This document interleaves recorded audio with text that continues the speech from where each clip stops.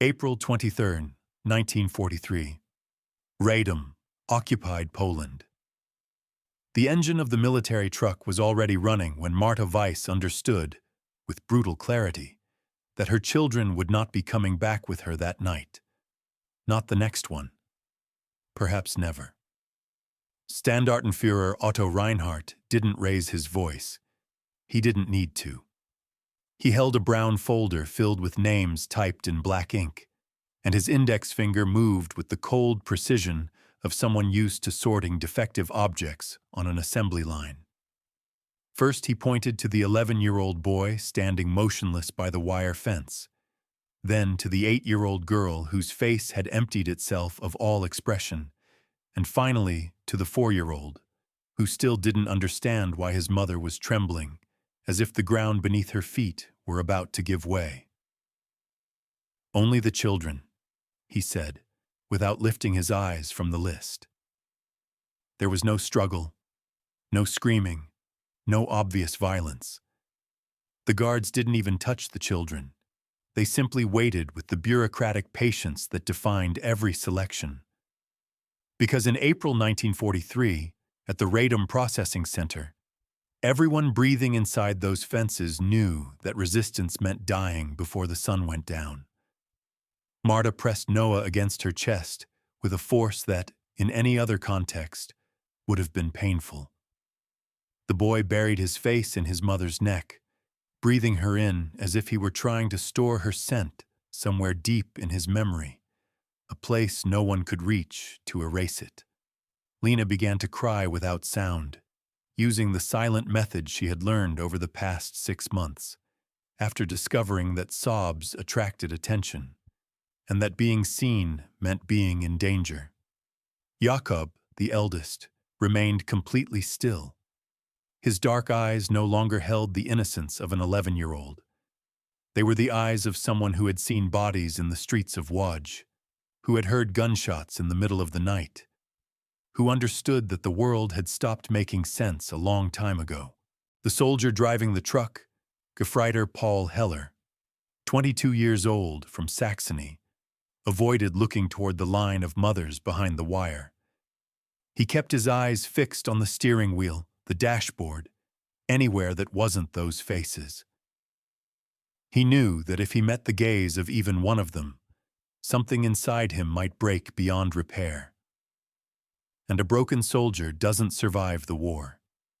He doesn't last 3 days at the front. Heller had learned that lesson in Kharkiv, where he watched 17 men from his battalion die in less than a week. That was when he understood that staying alive meant learning how not to feel. Marta tried to memorize everything with almost irrational desperation. The small mole on Lena's right cheek, just beneath the eye. The exact way Daniel pressed his lips together when he was afraid but refused to show it. The precise weight of Noah in her arms. A weight she had known since the day he was born. A weight she checked every night to be sure he was still growing, still alive, as if her mind could freeze that moment and protect it from the forgetting that devours everything. "Now," the voice ordered. No cruelty, no compassion, just administrative efficiency. Unteroffizier Wilhelm Braun, a 38-year-old guard who had spent the last 2 winters overseeing processing centers in the general government, extended his hand toward Noah. Not roughly, almost carefully, like someone removing a package from a shelf. Marta let go of her son and felt his small fingers slip from hers. She heard the muffled cry rise from Lena's throat, the sound of a wounded animal that cannot scream, and she watched Jakob walk toward the truck without turning around. Because he already knew. Because he had learned too early that if he looked back, he wouldn't be able to keep moving forward. The 3 children climbed into the back of the military vehicle, and the green canvas dropped shut with a dull thud, like the sound of a grave being sealed. The engine roared. That harsh diesel growl Marta knew she would hear every night for the rest of her life. She didn't scream. She didn't cry. She didn't collapse against the fence the way other mothers had during previous selections. She simply stopped breathing for one complete instant, as if her body had forgotten its most basic function. While the truck passed through the reinforced wooden gate, and its wheels kicked up yellow dust over the frozen ground, still marked by the frost of early morning. The exhaust pipe released a burst of black smoke that blended into the gray April air, and a few seconds later, the vehicle disappeared behind the dim administrative buildings surrounding the processing center, near row C, where the other Jewish mothers remained clustered together. The silence that followed was so thick, it felt audible. You could hear the wind brushing against the barbed wire. Some women cried without making a sound, their hands buried in their faces. Others stared into nothing, wearing that unmistakable expression of someone who has stopped trying to understand what is happening. They all knew the same thing, even if no one dared to say it out loud.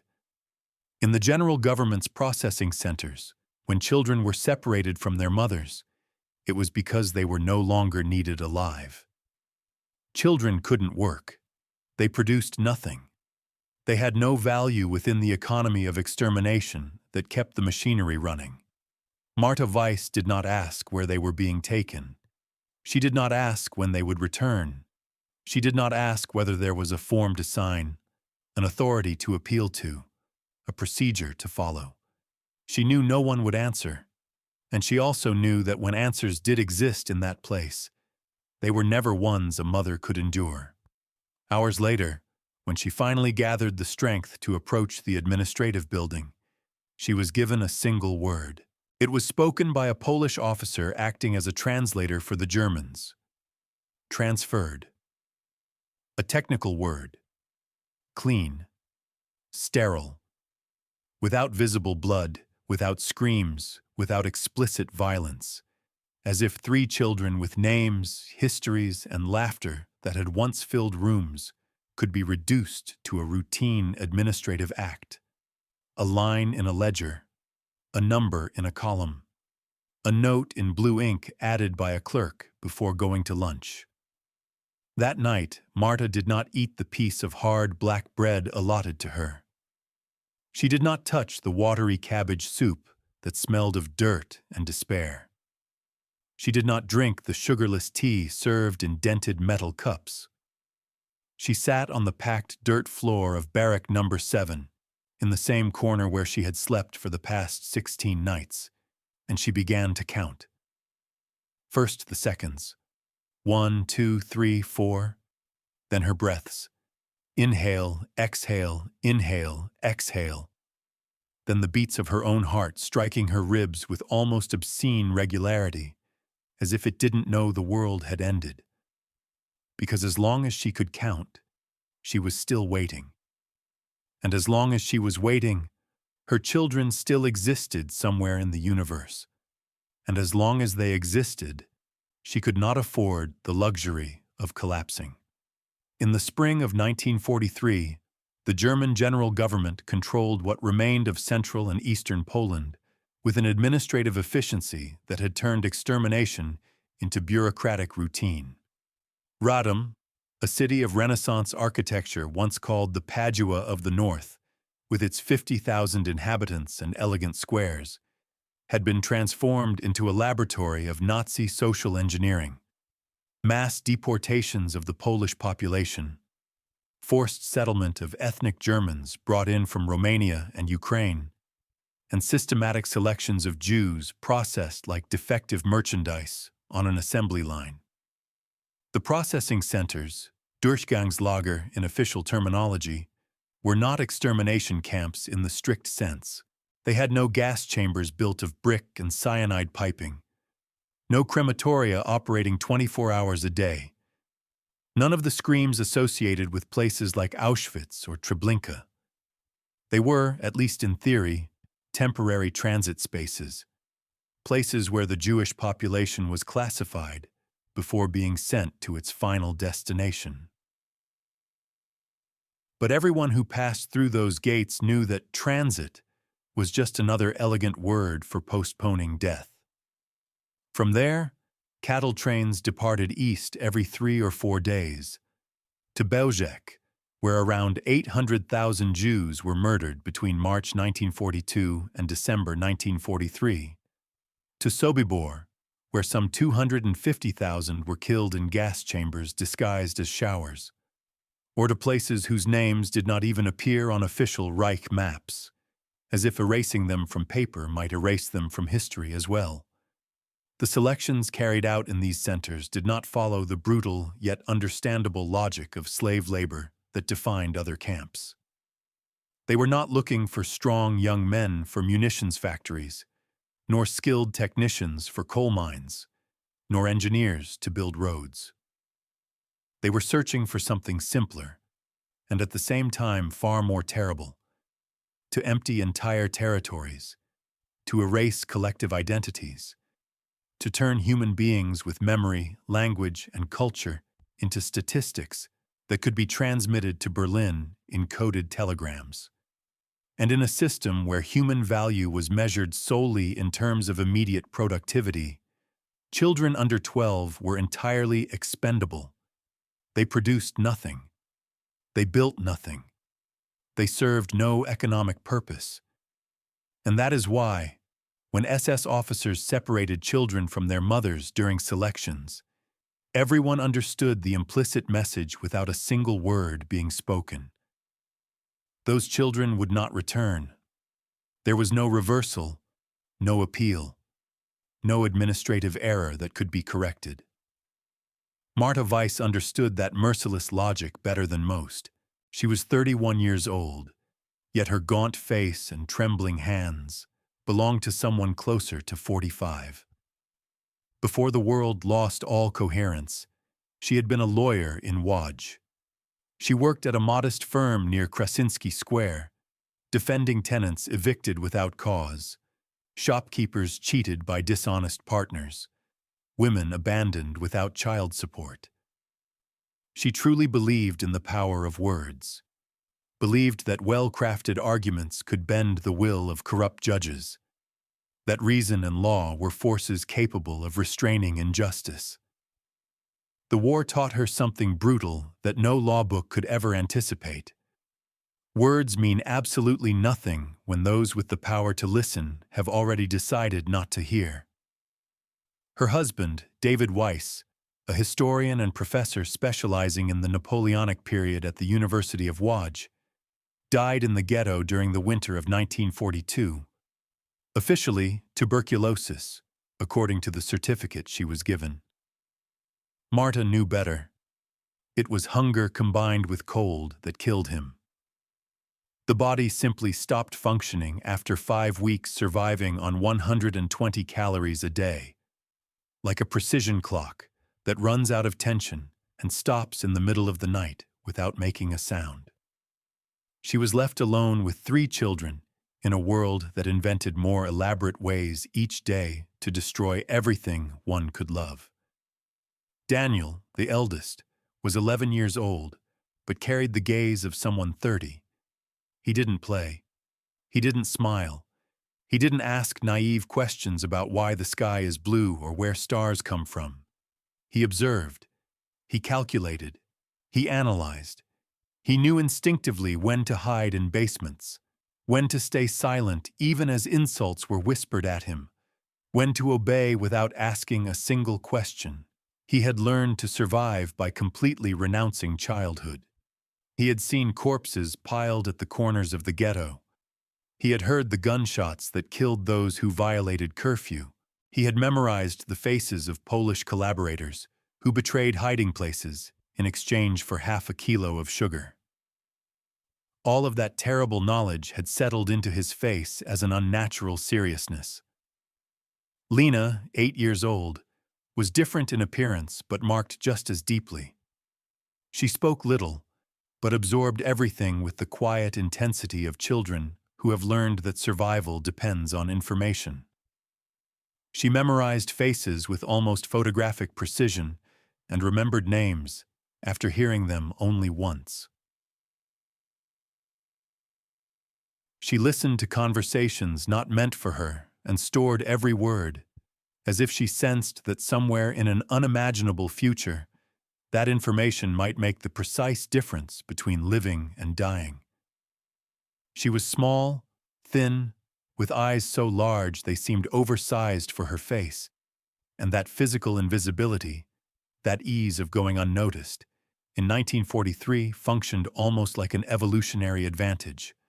Noah, the youngest, was barely 4 years old and had not yet developed the mental capacity to understand why his world had shrunk into a single windowless barrack, why the wooden toys he'd had in Łódź were gone, or why his mother carried that constant expression of contained terror. He couldn't process why people disappeared from one day to the next without anyone explaining where they had gone, as if human beings could simply evaporate. He clung to Marta with the absolute dependence of small children, as if she were the only solid thing left in a universe collapsing piece by piece. And now all three of them were inside a military Opel Blitz truck, moving away from her at 30 kilometers per hour along a dirt road cutting through abandoned farmland. 48 hours, 2 full days, 4,320 minutes, 259,200 seconds. Marta counted them one by one. Meanwhile, inside the processing center, life continued as if nothing extraordinary had happened. Morning roll calls, lists of names read aloud by officers who mispronounced Polish and Yiddish alike.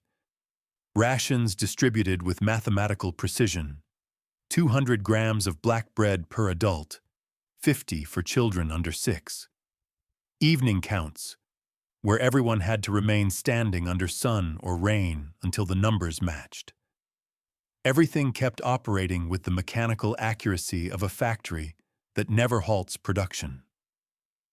But for Marta Weiss, time had ceased to be a straight line between past and future, and had become a bottomless well, where every second fell endlessly without ever reaching the ground.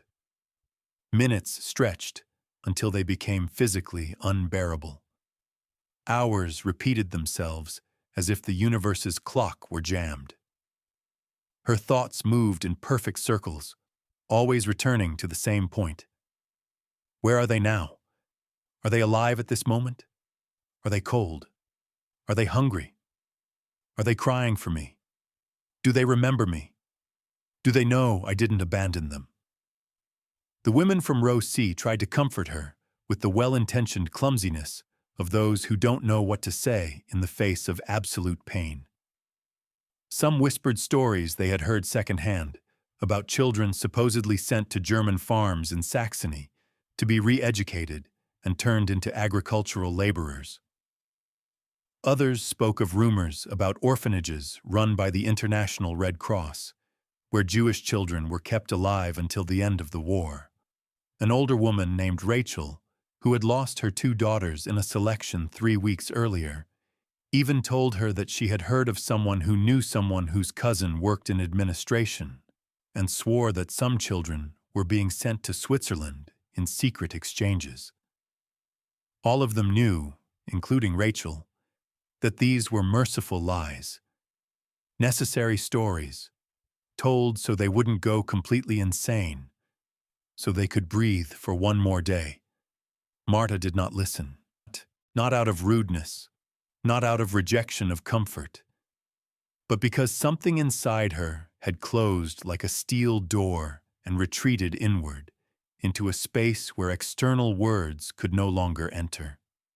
She sat in a corner of barrack number 7, her back against the unpainted wooden wall, splinters still catching in her clothing, and stopped speaking altogether. She did not eat the black bread allotted to her on the morning of the 24th. She left it untouched on her bunk as ants formed lines to carry away the crumbs. She did not touch the watery midday soup that supposedly contained cabbage and potatoes either, which in reality was nothing more than cloudy water with a few floating fragments of impossible to identify origin. She didn't drink the sugarless tea that night either, served in dented metal cups that burned the lips. She simply waited. She waited the way one waits for a court verdict, when you already know the judge has made up his mind. Like someone awaiting confirmation of something they already understand but cannot accept. Because what Marta discovered during those endless 48 hours was that uncertainty was infinitely more unbearable than a confirmed tragedy. A tragedy at least has a defined shape, clear edges, a beginning, and perhaps an end. Uncertainty, by contrast, is a void without borders. It devours from the inside. An emotional black hole that absorbs every thought, every hope, every remaining fragment of sanity. During the first day, Marta Weiss clung to hope with the desperation of someone gripping a branch while falling into a ravine. She told herself it was probably just a temporary transfer, that maybe the children had been taken to another center where they were needed for some specific task, that they would likely return before nightfall. She invented rational explanations, plausible scenarios, administrative reasons that might justify the separation. But the first day ended, and the truck did not return. The second day was infinitely worse, because she could no longer deceive herself with manufactured hope. That day she knew, with a certainty that settled in the stomach, that if they had not returned, it was because they never would. And she understood that she was mourning the deaths of her 3 children without having bodies to bury. Then, just as the sun began to sink behind the gray buildings of the processing center, as shadows stretched across the still frozen ground, and April 25, 1943 was about to become one more date in the calendar of horror, something completely unexpected happened. At first it was only a distant sound, barely perceptible above the wind blowing in from the open fields. A diesel engine approaching along the main road. The women in the barrack lifted their heads like animals sensing a change in the environment. Some ran to the narrow windows. Others rushed out into the dirt yard between the barracks and the barbed wire fences. Marta did not run. She did not stand up. She did not look through the window or move a single centimeter. She remained seated exactly as she had been for the past 48 hours. Her back against the wall, knees drawn to her chest, arms wrapped around herself. Because she had learned during those 2 days that running toward hope only made the inevitable disappointment hurt more. That it was better not to move, not to look, not to desire. Wanting something and not getting it was worse than never having wanted anything at all. The truck entered through the main gate of the processing center. It was the same Opel Blitz that had taken her children away. The same worn green canvas. The same military plates. The same exhaust pipe expelling that familiar black cloud of a poorly tuned diesel engine. Gefreiter Paul Heller shut off the engine, and the sudden silence after the roar felt almost unnatural. He climbed down from the cab with slow, reluctant movements, walked toward the back with the stiff gait of soldiers who have spent too long behind the wheel, untied the ropes holding the canvas in place. And then, one by one, 3 small figures climbed down from the truck. First, an 11-year-old boy with a face far more serious than any child should be. Then an 8-year-old girl, looking around as if she wasn't entirely sure where she was. And finally, a 4-year-old, who was still confused by everything that had happened. In the yard, the women began to scream, to cry, to thank a God many no longer believed in, but still invoked by sheer cultural reflex. From inside the barrack, Marta heard the cries. She heard the names Jakob, Lena, and Noah spoken by voices she didn't recognize. She perceived the sound of feet running over packed earth, but she did not move. She couldn't. Not because she didn't want to, not because she was frozen by shock, but because her body had literally forgotten how to perform the act of standing up, as if her muscles had lost all memory of their own function. Daniel was the first to enter the barrack. His eyes scanned the dim light until they found her in the corner, and he moved toward her slowly, with the caution of children who have learned that nothing good lasts very long, as if he feared his mother might be a mirage that would dissolve if he approached too quickly. Lena followed half a step behind, gripping Noah's dirty hand with a force that turned her knuckles white. When they reached her, Marta Weiss opened her arms in a motion that seemed to unfold in slow motion, and all three children collapsed against her chest at once. The weight of their bodies, the solidity of bone, the warmth of skin, the texture of hair, that unmistakable scent no mother ever forgets. It was all real, not a dream, not a hallucination born of desperation, not the delirium of someone who had lost her mind. They were her children, alive, breathing, trembling, present. Marta closed her eyes and began to cry. But these were not the tears of pure relief, like those of a mother who finds a lost child in a park. They were the tears of someone who had died inside for 2 full days and now had to face the impossible task of coming back to life, of unlearning the acceptance of total loss. Tears of someone who knew that this improbable miracle changed nothing essential about the world they lived in. Her children had returned, yes, but they were still in occupied Poland in April 1943, surrounded by wire and armed guards, and the same system that had taken them once could do it again tomorrow, the day after, or the following week. This was not a happy ending. It was only a brief pause in the middle of a nightmare that was far from over.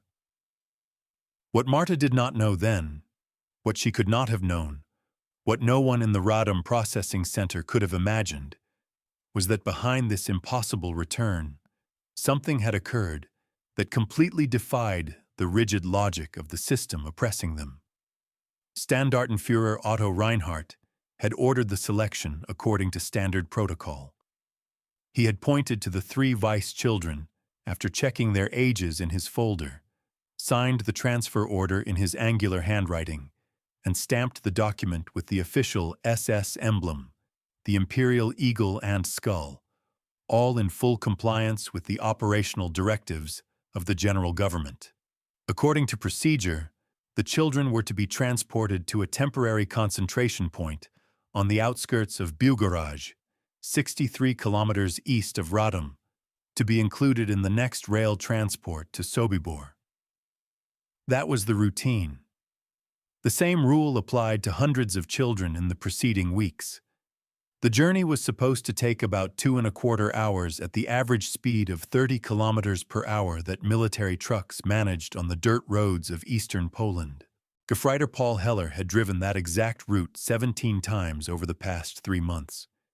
He knew every curve, every pothole, every wooden bridge over half-frozen streams. He drove in silence, hands steady on the wheel, eyes fixed on the road. Behind him, beneath the canvas, he usually heard the muffled crying of a child, and he had learned not to listen, to turn it into background noise the brain filters out in order to keep functioning. That afternoon, however, something was different. He heard no crying at all. The 3 Weiss children remained completely silent for the entire journey. Daniel had gathered his siblings, seated one on each side of him, whispered something Heller could not hear, and all 3 stayed motionless like small statues for the full 63 kilometers. That silence unsettled Heller more than any crying ever had, because it was not the silence of fear, it was the silence of resignation, the silence of someone who has already accepted what is coming, and that, in a way he could not put into words, felt worse than everything else. When he reached the concentration point in Biłgoraj, It was 4:27 in the afternoon. The sun was beginning to sink toward the horizon, and the temperature had dropped to 6 degrees. The place was not a building in the strict sense, but a fenced-off area surrounded by barbed wire, where deportees were temporarily gathered while awaiting the next transport. There were 2 unheated wooden barracks, an outdoor latrine, a guard post, and a small administrative building where paperwork was processed. Paul Heller stopped the truck in front of the guard booth, climbed down, and handed over his documents to Obersturmführer Karl Brand, a 38-year-old officer who had been running that point for 4 months with the monotonous efficiency of someone repeating the same task day after day. Brand checked the papers, verified the stamps, counted the names. 3 Jewish children from the Radom Processing Center. Everything was in order.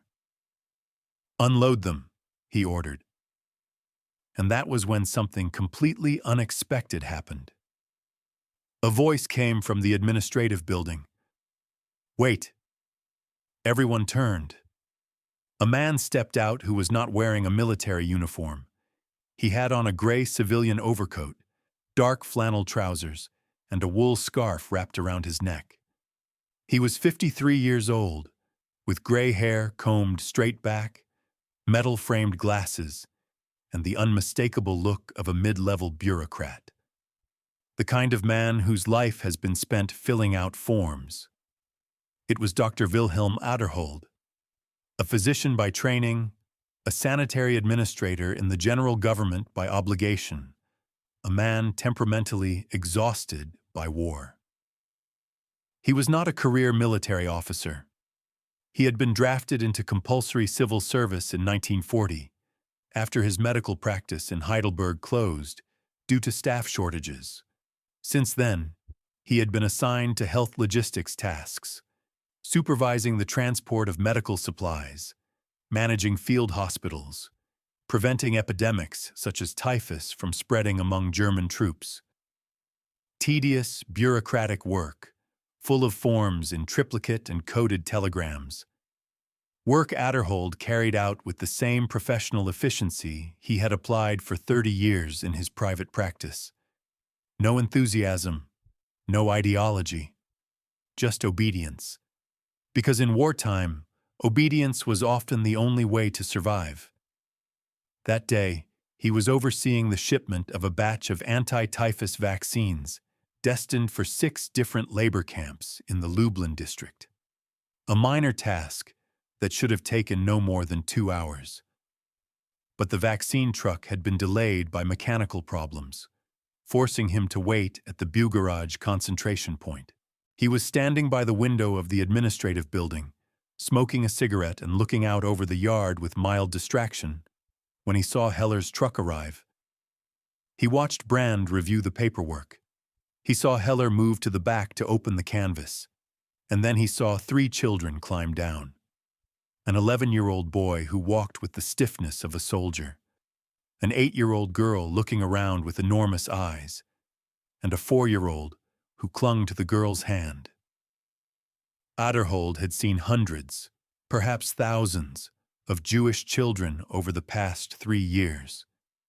He had learned not to look at them directly, to avert his gaze, to focus on forms and turn them into numbers in columns. But something about these 3, in particular, made the cigarette slip from his fingers. The eldest, Daniel, was exactly the same age as his son Klaus had been when he died of diphtheria in 1938. 11 years old, the same dark hair, the same way of standing rigid, arms pressed to his sides. Lena had the same deep eyes as his niece Anna in Heidelberg, the same eyes that reminded him of his deceased sister. And the youngest, Noah, wore that expression of total confusion shared by all 4-year-olds when they cannot understand why adults do incomprehensible things. In that instant, something inside Wilhelm Aderhold broke. Not gradually, not as a moral awakening or a crisis of conscience, but in a simpler, more visceral way. For the first time in 3 years, he truly saw what was happening in front of him. He saw 3 children who did not yet know they were condemned. 3 lives that would be erased within days, as if they had never existed. And something inside him, something that had remained dormant, frozen, suppressed through years of war, rose to the surface. It wasn't heroism. It wasn't courage. It wasn't a sudden moral awakening. It was something simpler, more human. The instinctive refusal of a father who had lost his own child and could not bear to watch 3 more die. Aderhold crushed the cigarette against the window frame, stepped out of the administrative building, and walked toward Brand and Heller with measured steps. "What are these children?" he asked, even though he already knew the answer. "Transfer from Radom," Brand replied, holding out the papers. "They're scheduled for the next transport to Sobibor." Aderhold took the documents and examined them with the meticulous attention of the physician he was. He read every line, checked every signature, studied every stamp, and then he said the sentence that would change everything. These 3 were classified incorrectly. Brand frowned. "What do you mean?" "According to the updated medical protocol from February of this year," Aderhold improvised without hesitation, "children with possible exposure to tuberculosis must be reassigned for medical evaluation prior to any collective transport. It's a preventive measure to avoid contagion on the trains." He knew that if Brand requested radio confirmation from Radom or Lublin, he would be finished before nightfall. That was why he chose every word carefully. A recent protocol was impossible to verify at a site without access to central archives, and the mention of tuberculosis triggered institutional fear of epidemics capable of paralyzing entire transport operations. Brand studied him skeptically. "I haven't received any such order." Aderhold opened his leather briefcase, removed a blank form bearing the official letterhead of the General Government's Sanitary Department, and filled it out by hand in his precise script. "Reassignment for preventive medical evaluation due to possible exposure to tuberculosis. Subjects are to be returned to the point of origin for a 14-day quarantine prior to inclusion in collective transports." He signed it, stamped it with his official seal, and placed the document on the table in front of Brand. "Now you have." There were about 15 seconds of tense silence. Brand looked at the form, looked at Aderhold, then at the 3 children standing motionless beside the truck. He could have challenged the order, called his superiors, sent a telegram to Lublin, demanded additional documentation. But in 4 months of administering that place, he had learned that epidemics on transports meant endless reports, investigations, and administrative penalties capable of destroying a career. If those children infected 40 others in a sealed railcar, the responsibility would fall on him. The seal of a sanitary department physician, on the other hand, protected him. And in that obsessively hierarchical bureaucracy, an official signature was worth infinitely more than the lives of 3 unnamed Jewish children. "All right," he said finally, handing the form back. "Send them back to the processing center."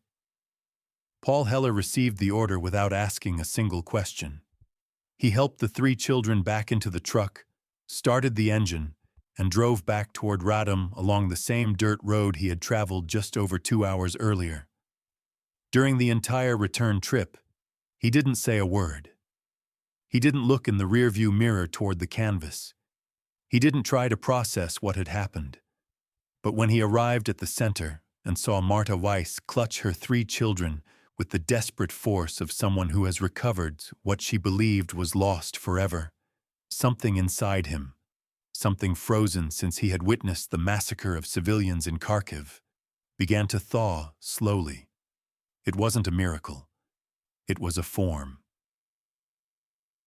A form signed by a gray man who would, in all likelihood, never do anything like that again. A man who would return to his office the next day, keep filling out paperwork, approve more transfers, and continue functioning as one more cog in the bureaucratic machinery that kept the extermination system running. But in that precise moment, during 48 hours of absolute uncertainty, he had diverted the system from its intended trajectory. And 3 children who should have died in Sobibor in the days that followed kept breathing. The days after their return were strange in a way Marta Weiss couldn't quite explain. Daniel, Lena, and Noah never spoke about what had happened during those 48 hours. They didn't say where they had been or what they had seen at the Bugaraj concentration point. They never mentioned the man in the gray coat who had altered their fate. Perhaps they didn't know. Perhaps they were too young to understand. Perhaps the trauma of separation had selectively erased those memories, the way the brain sometimes does to protect itself. What was obvious was how tightly they clung to their mother now, with a new, almost physical urgency. Noah wouldn't let go of Marta's hand even while sleeping. His small fingers clenched so hard they left red marks, and when she tried to get up to use the latrine, he woke instantly with a muffled cry. Lena stopped speaking for 3 full days.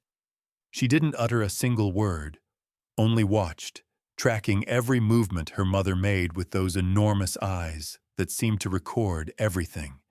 Daniel developed a nervous tic he hadn't had before, and every 10 or 15 minutes he counted his siblings silently.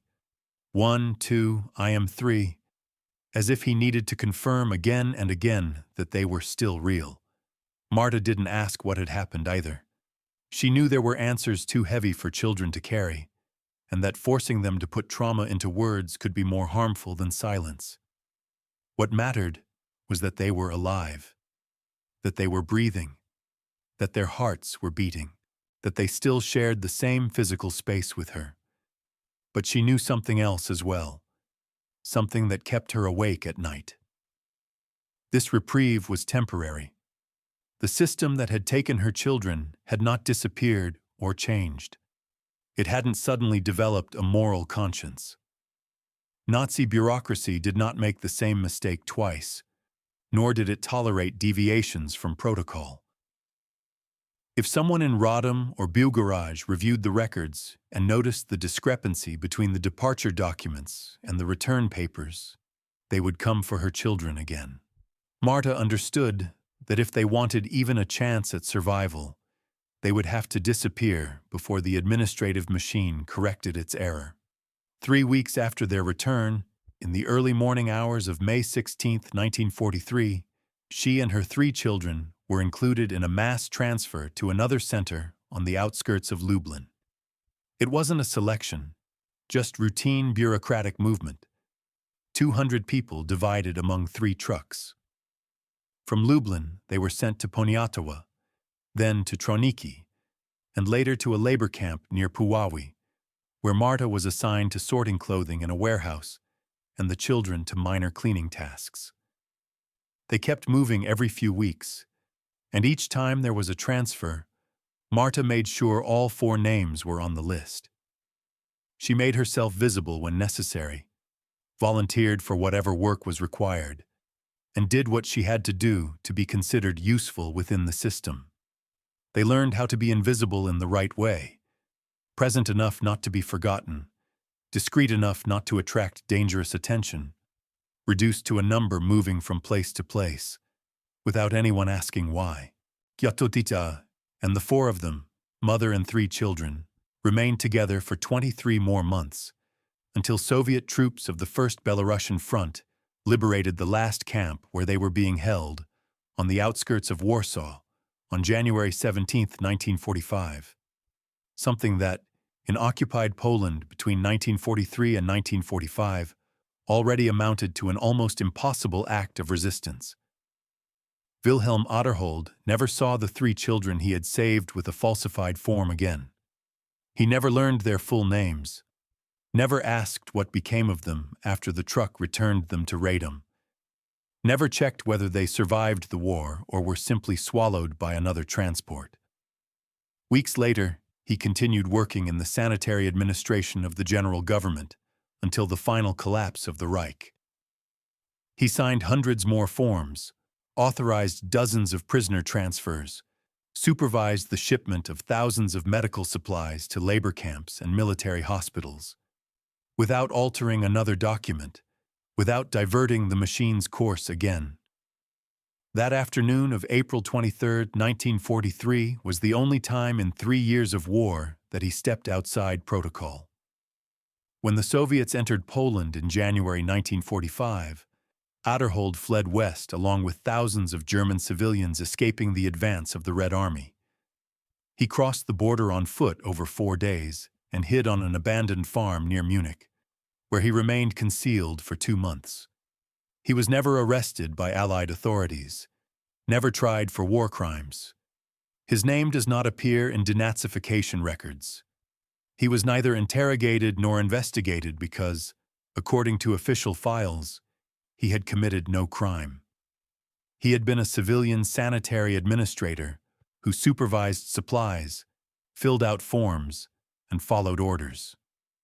No document recorded that one April afternoon he had falsified a medical diagnosis to save 3 lives already condemned by the system. After the war, he returned to Heidelberg and attempted to reopen his medical practice, only to discover that he was no longer permitted to practice medicine under post-war restrictions imposed on doctors who had served the Nazi regime in any capacity. He ended up working as an administrator at a small municipal hospital in Bavaria, a bureaucratic job, no direct contact with patients, only papers, forms, and records. He retired in 1960 at the age of 70. He spent his final years in a modest 2-room apartment, without family or close friends, without visitors. He died of a massive heart attack on March 11, 1967, at the age of 77. He was found 3 days later, when the building caretaker noticed newspapers piling up outside his door. He left no memoirs. He wrote no letters explaining his actions during the war. He spoke to no historians, testified in no trials.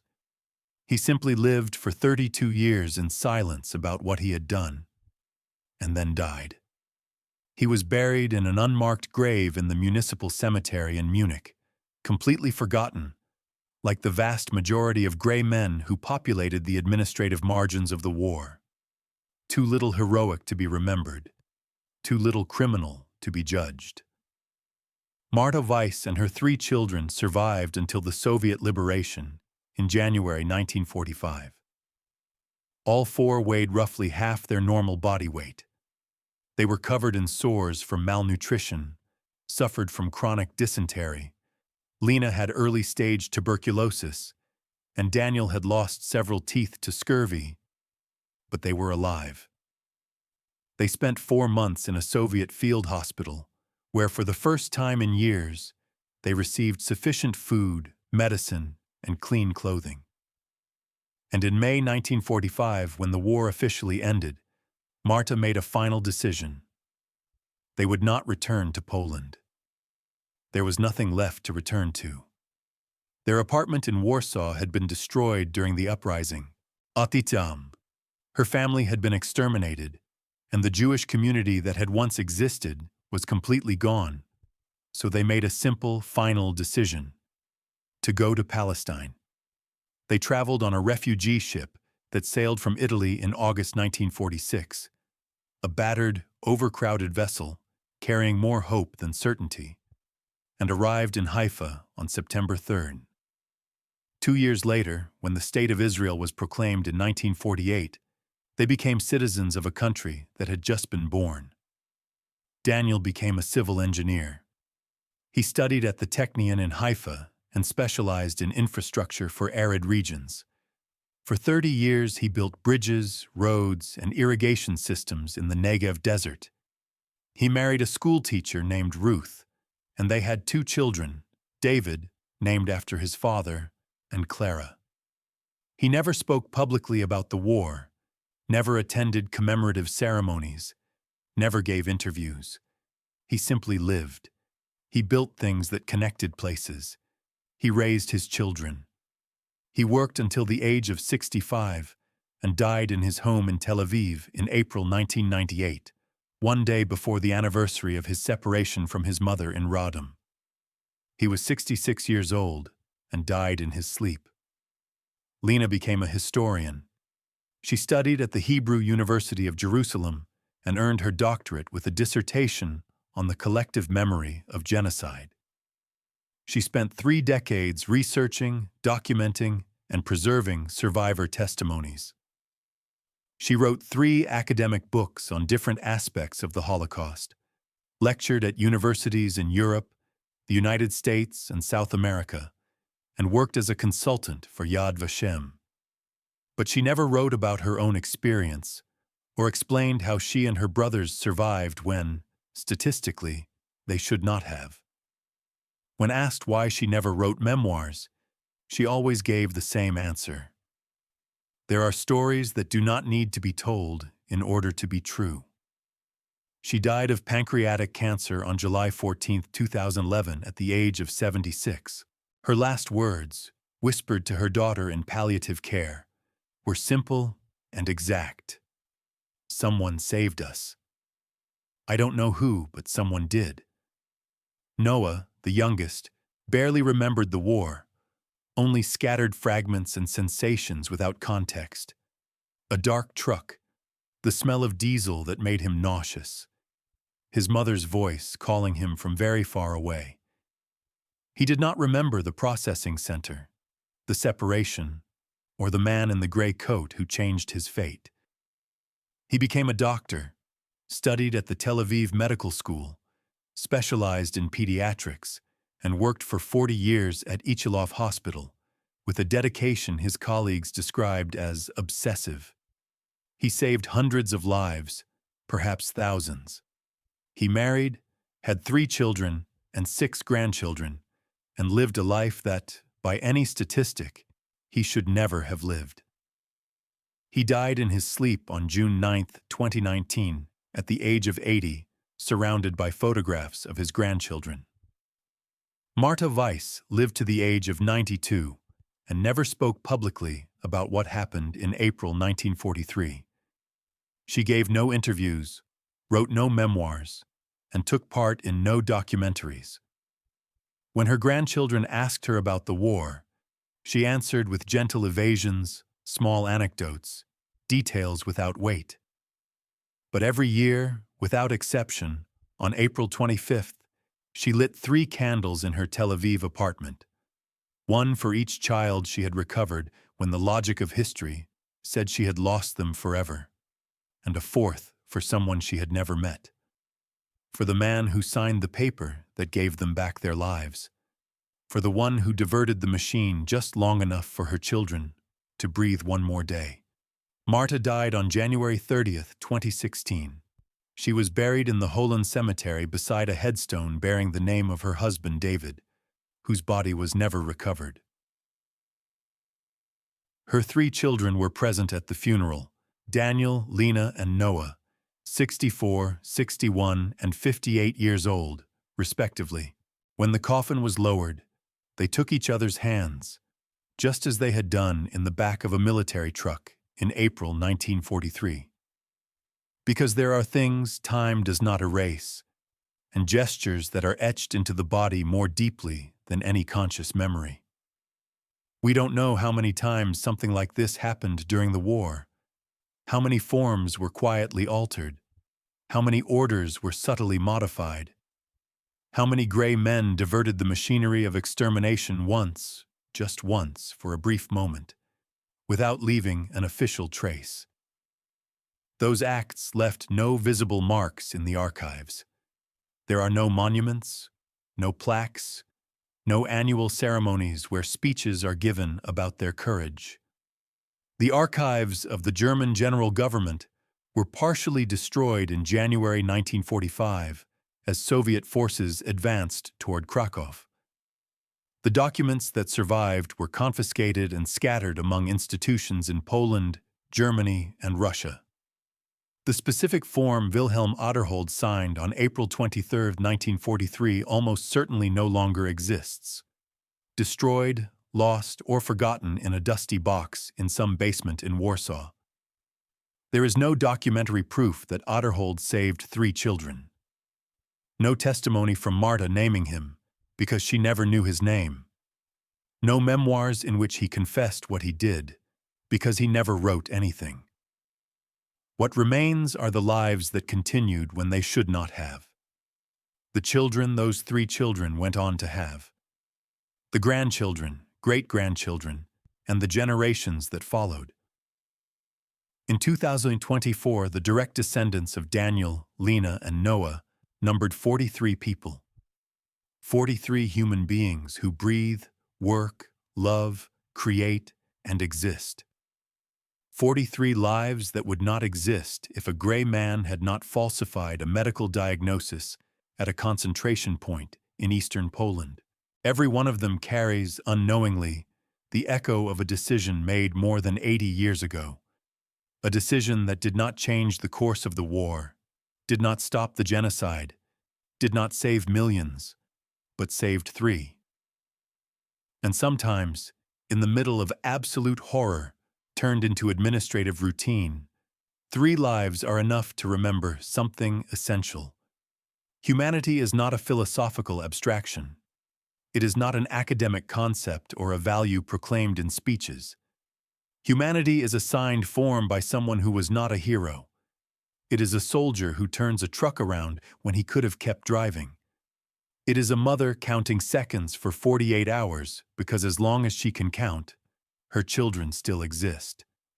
It is the impossible distance between the gesture of an officer pointing at 3 children and the moment those children return when no one expected them to. It is the microscopic space where the machine failed just long enough for life to continue. And it is the silence of Wilhelm Aderhold, who never told anyone what he did, perhaps because he understood something public heroes rarely do, that some acts of decency need no witnesses, that some lives saved require no recognition, and that sometimes the most important thing a person can do is exactly this: divert the machine, sign the paper, and move on in silence, knowing that somewhere in the world 3 children are still breathing because one afternoon in April, someone decided that bureaucracy could be bent.